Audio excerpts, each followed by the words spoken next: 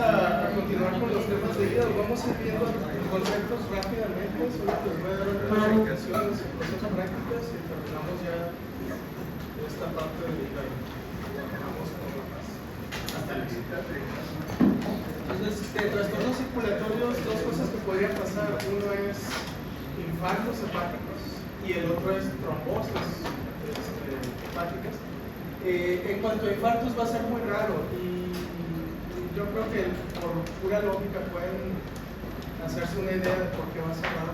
El infarto al hígado recibe una doble circulación sanguínea, viene de la arteria hepática y una mayor proporción viene de la vena porta. Entonces, si se bloquea uno, el otro todavía puede sufrir suficiente circulación como para que no ocurra un infarto.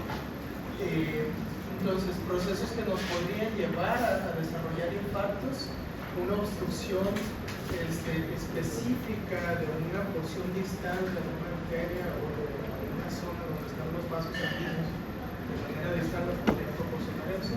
Eso podría estar causado por algún émbolo, alguna neoplasia o alguna arteritis de vasos medianos o pequeños. Pero realmente son situaciones que pueden llevar a eso.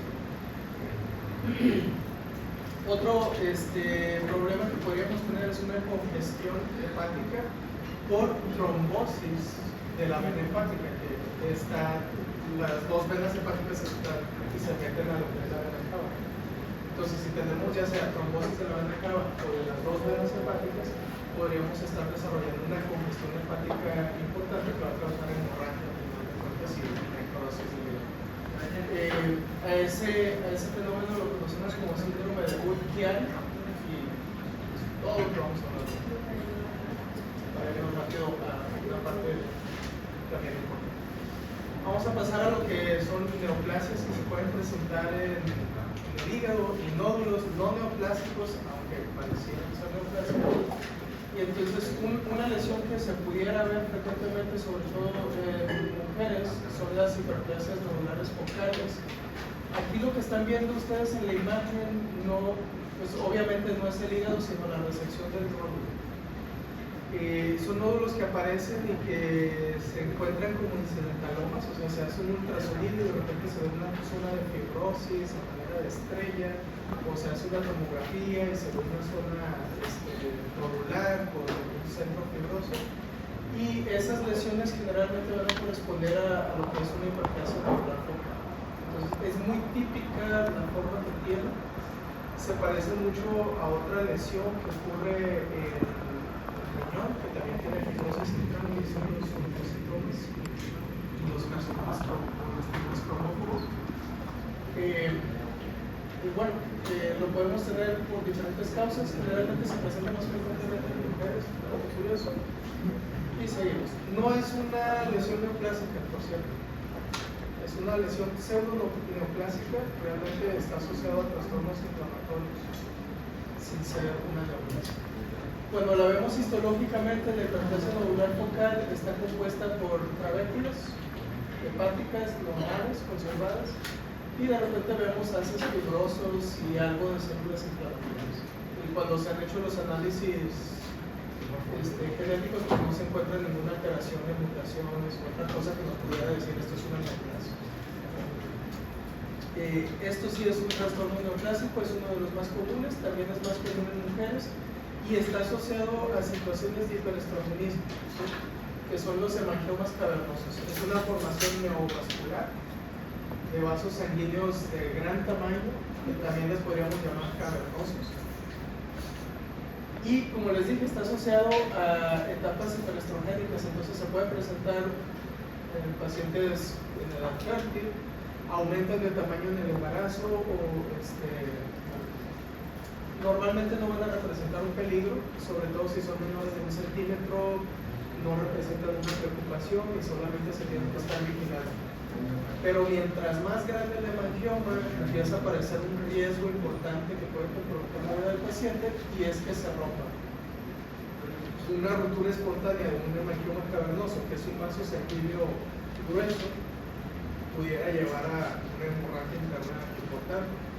Claro, siempre esta zona debe de haber tenido un trombo, por eso se quedó así. luego se fibrosan los trombos cuando se coagulan. Entonces son lesiones benignas, pero que si fueran de un gran tamaño pueden llegar a comprometer la vida del paciente. Y acuérdense que están asociados a influencia estrogénica. Entonces exposición a altas cantidades de estrógeno va a hacer que este tumor crezca. Eso también está relacionado a por qué ocurre más frecuentemente en mujeres que en hombres. Cuando lo vemos histológicamente, esta es la lesión. Son vasos sanguíneos pues, realmente anastomosados, mal formados. Pueden llegar a presentar trombos en su interior por el gran tamaño que tiene, es fácil que se desarrolle. De hecho, aquí están viendo algunas zonas trombóticas y bueno, es una lesión benigna. Luego pasamos a otra lesión benigna que son los adenomas hepatocelulares. También se presentan en un ultrasonido como nódulos. Sin embargo, los adenomas sí conllevan diferentes tipos de mutaciones, entonces sí lo consideramos una neoplasia, ¿okay? A diferencia de la hiperplasia celular. Generalmente son benignos y no presentan progresión a malignidad, la mayoría de ellos. Otro dato importante es que se presentan más frecuente en mujeres que en hombres y está asociado a uso de anticonceptivos orales. Sin embargo, tenemos algunos otros que se pueden llegar a presentar en hombres y curiosamente cuando tenemos un adenoma hepático en un hombre es más probable que se pueda malignizar que un adenoma hepático en una mujer. Otro punto es que en hombres se pueden presentar asociados al uso de hormonas esteroideas. Entonces, fisicoculturistas o personas que utilizan esteroides, hormonas anabólicas, tienen mayor riesgo de presentar adenomas hepáticos asociados a mutaciones de beta-catenina y que potencialmente se pueden llegar a transformar en hepatocarcinomas. Si se fijan, tenemos varias vías de mutación. De estas, la más importante es la que ven de color azul, que representa lo que es la activación de beta-catenina. Y esta es la vía que está asociada a progresión del carcinoma hepatocelular. Que como ya les dije, este adenoma en particular, el que está asociado a la activación de beta-catenina, va a ser más frecuente en hombres y tiene cierta relación con el uso de esteroides anabólicos. Los que tienen que ver con uso de hormonas, ¿cómo se llama? Anticonceptivos orales, que se presentan pues, más frecuente en mujeres, aunque hay hombres que toman algunas hormonas femeninas porque no están felices con lo que son. Pero la mayoría de las veces son mujeres. Estos adenomas no representan un mayor peligro, no tienen riesgo generalmente de transformación. Entonces, muy probablemente voy a tener una pregunta acerca de esto, que es la activación de beta-catenina, que tiene que ver con la exposición a andrógenos o el uso de esteroides anabólicos. Y la pregunta que se les podría hacer, o algo que pudiera estar relacionado, es el riesgo de transformación maligna.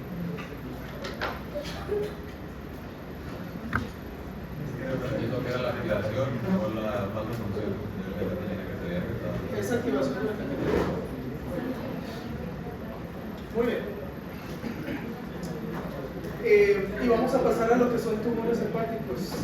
En el hígado, muy frecuentemente los tumores que vamos a presentar van a ser de otros sitios, son metastásicos, o podríamos decir son tumores secundarios. Esto no viene aquí, pero si ustedes están frente a un paciente que tiene, no sé, pérdida de peso, malestar general, etcétera, y le detectan lesiones hepáticas, también la clínica es importante. Si yo veo que las lesiones son múltiples, lo más probable es que es un tumor metastásico antes que un tumor primario de hígado. Y entonces es más o menos como el pulmón también. Pero si se les pregunta cuál es el tumor más frecuente o carcinoma más frecuente en pulmón, es metastásico. ¿Cuál es el carcinoma más frecuente en hígado? Metastásico. Ya si les dicen carcinoma o neoplasia maligna primaria de hígado, ahí cambia la cosa. ¿Sí? Entonces generalmente hay que ver la imagen radiográfica, ya sea tomografía o ultrasonido, lo que sea, lesiones múltiples, más probable que sea metástasis de algún otro sitio. ¿Cuál va a ser el sitio más frecuente de donde vienen las metástasis que llegan al hígado?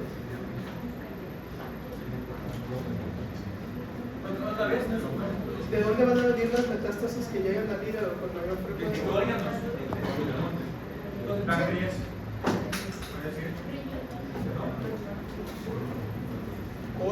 Del estómago, todo lo que drena al sistema portal y se puede ir para el hígado. ¿De páncreas también pueden venir carcinomas? Sí. Sobre todo carcinoma de páncreas o colangiocarcinoma.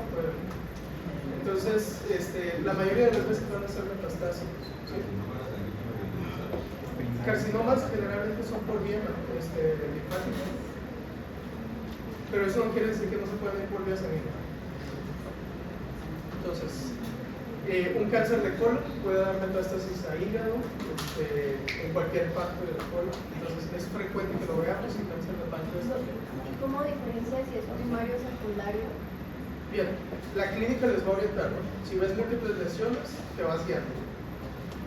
Si le buscaste a tu paciente y ves que tiene un tumor en otro sitio que está relacionado por drenaje, por vía linfática, pues ya lo tienes.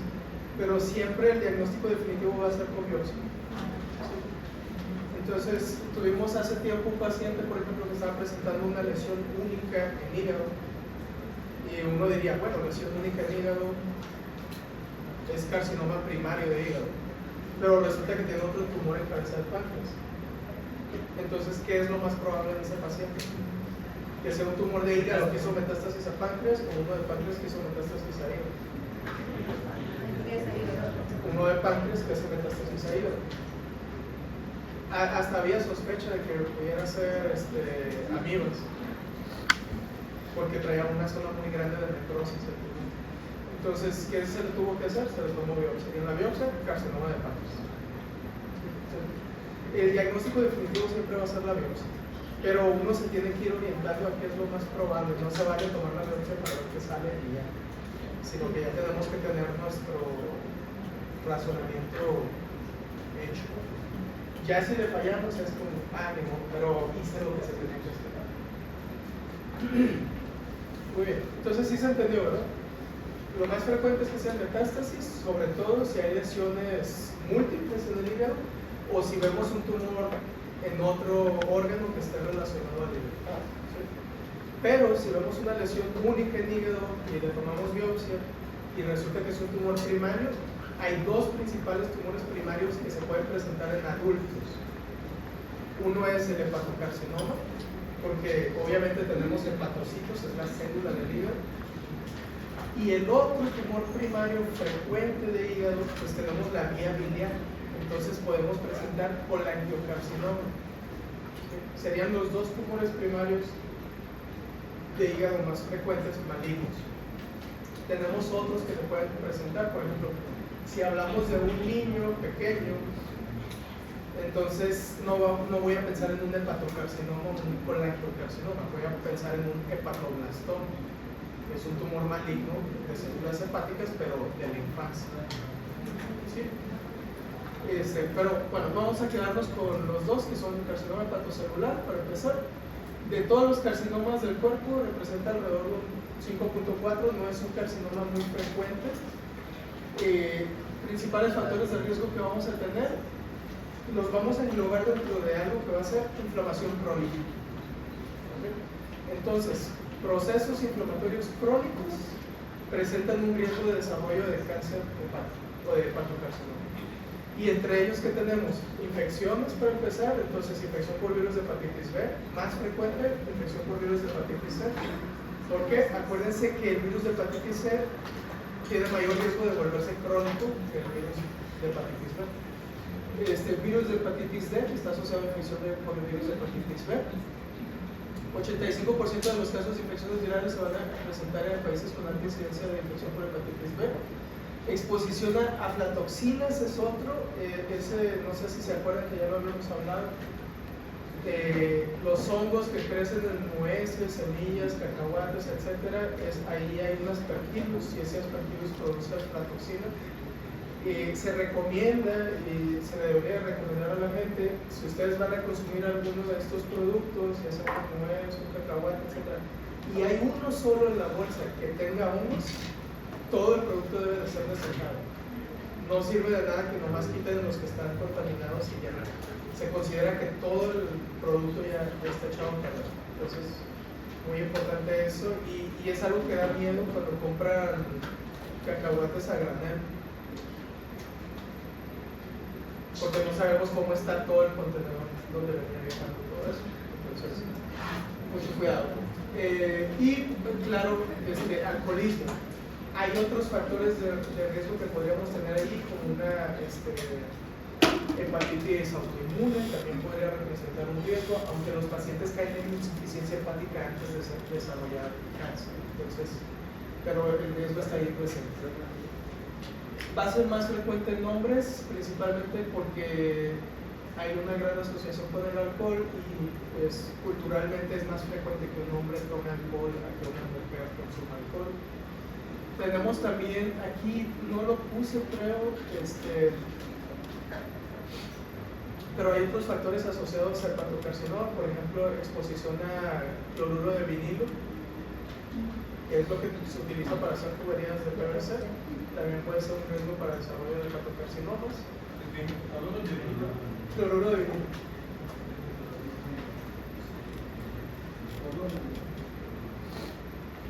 También ha estado relacionado con el teosarcoma, no sé si se acuerdan, entonces ahí lo podemos poner. 40% de los hepatocarcinomas, hay varias vías de mutación, pero 40% están asociados a mutaciones de beta-catenina con activación de beta-catenina, y si se acuerdan, tenemos los adenomas hepáticos que están asociados a activación de beta-catenina y que progresan a un hepatocarcinoma. El resto van a presentar inactivación de P53 a diferentes etapas. Eso no quiere decir que sea el evento inicial, pero vamos a ver que tienen inactivación de P53. Van a ser tumores bastante agresivos y tenemos un marcador que hasta cierto punto podría ser específico, no es 100% específico, pero si yo tengo un tumor en hígado y la alfa-fetoproteína sale elevada, me está indicando que es hepatocarcinoma. Ahora, si tengo un tumor en otro sitio o tengo sospecha de metástasis, no va a ser muy útil porque, por ejemplo, hay carcinomas de testículo que también elevan la alfa-fetoproteína, o carcinomas ováricos, o tumores ováricos que también me van a elevar la alfa-fetoproteína. Pero si el tumor es únicamente de hígado, ahí sí es bastante útil para sospechar que es hepatocarcinoma. No sé si les pedí este marcador en el trabajo. Sí. Okay. Alfa-fetoproteína. Muy bien. No es 100% específico porque tenemos otros tumores, pero ahí hay que darle el contexto adecuado y puede llegar a ser útil o no. ¿Okay? ¿Y cuál es la forma de hacer el diagnóstico definitivo de hepatocarcinoma? Biopsia. ¿Okay? Después de la biopsia, si se confirma el diagnóstico de hepatocarcinoma, se tiene que hacer la estadificación radiológica y si lo amerita, se puede hacer la resección del tumor. Se recomienda que el tumor se quite con los bordes más amplios posibles. Por eso, si se fijan, aquí tenemos un tumor de aproximadamente 5 centímetros. Tienen una característica de que tienden a ser muy verdes, producen mucho bilis, ¿sí? Y hay mucho congestión biliar.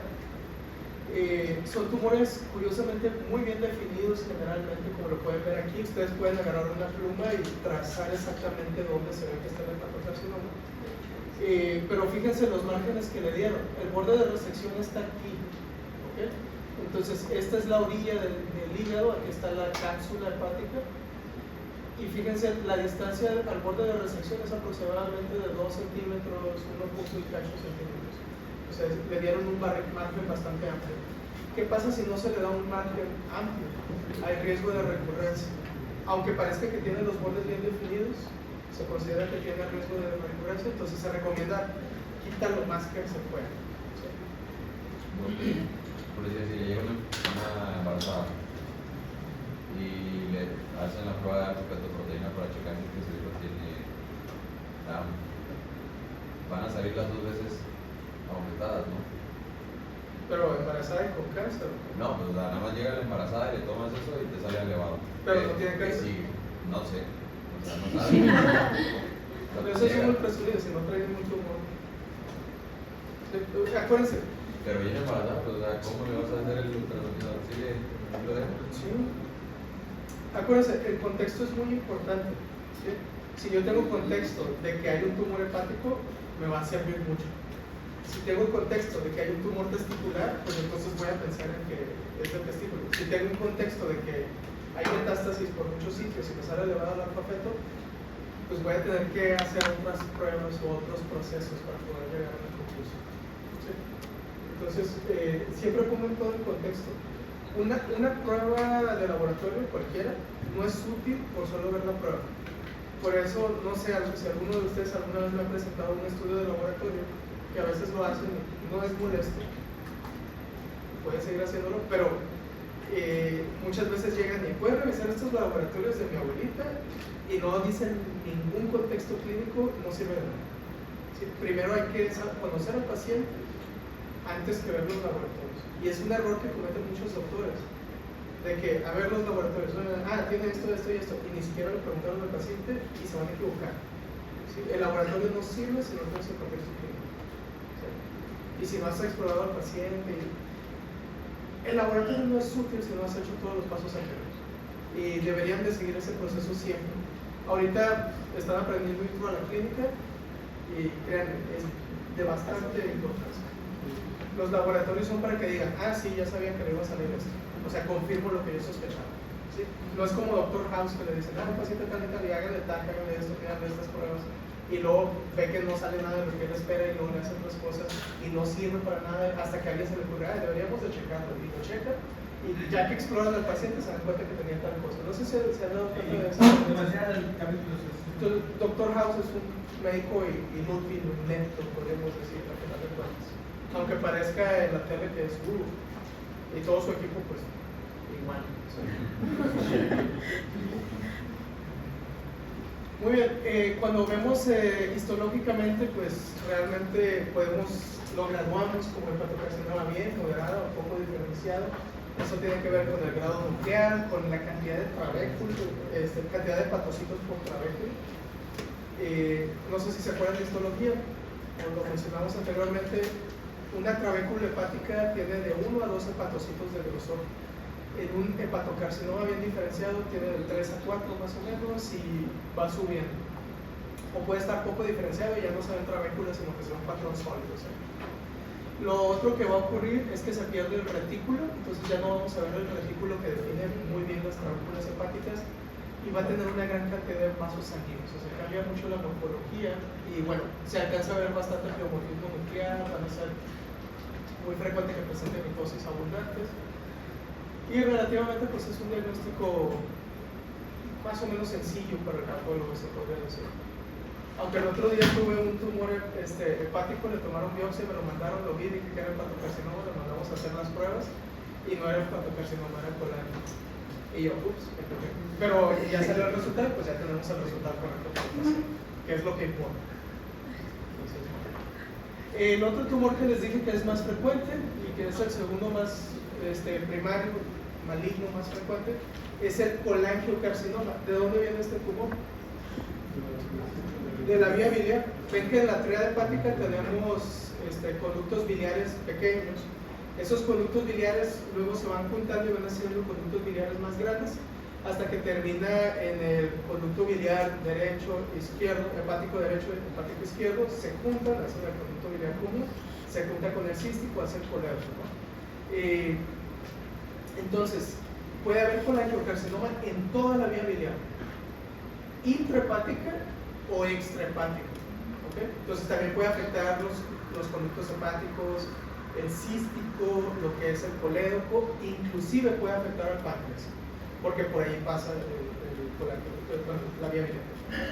En hígado, entonces consideramos que puede haber colangiocarcinoma de vías biliares pequeñas o vías biliares grandes, ¿sí? Porque tienen las dos vías. Igual también lo podríamos dividir como conductos biliares intrahepáticos o conductos biliares extrahepáticos. ¿Qué diferencia ven entre este tumor y el anterior. No es. Color. Hay alguna Muy bien. Aquí me pueden delimitar con un plumón, una pluma, dónde está el tumor, ¿verdad?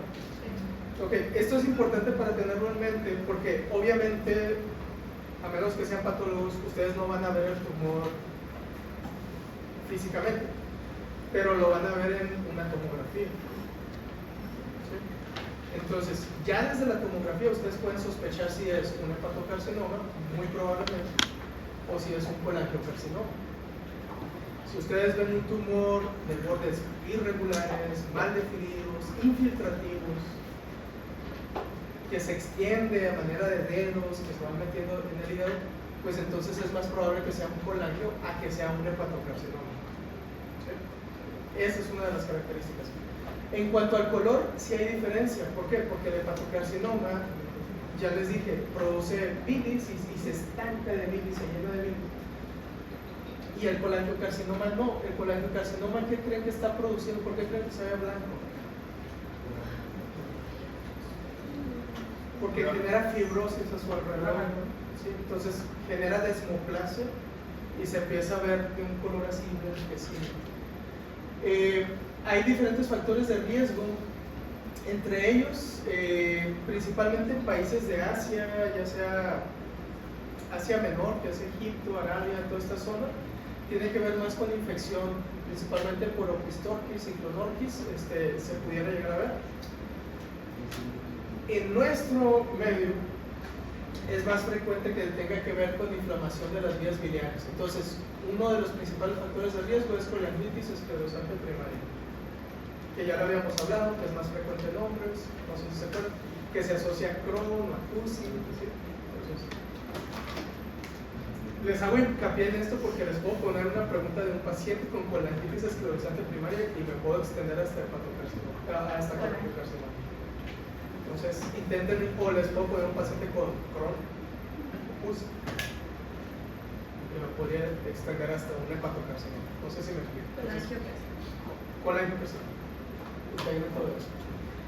Otros factores de riesgo, aunque son menores, es hepatolitiasis, que es la presencia de litos de bilis que se van haciendo en el hígado, pero es bastante raro, o enfermedades hepáticas fibropoliquísticas que son más frecuentes en niños y va a ser raro, pero se deben a mutaciones autosómicas recesivas, entonces es menos frecuente.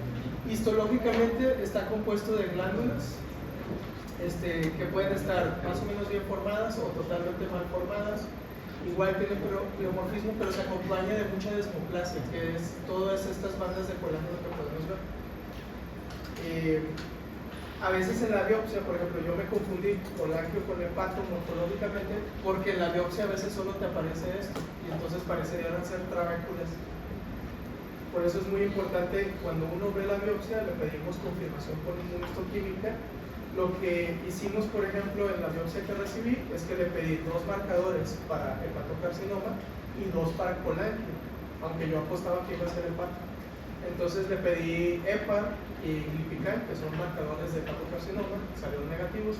Le pedí una citoqueratina 19-9 y salió positiva, que es de colangiocarcinoma. Entonces ya, ahí jugamos con eso. Y eso es todo lo de hígado. ¿Todavía tenemos tiempo? Bueno, es hora de break. ¿Adelantamos el break?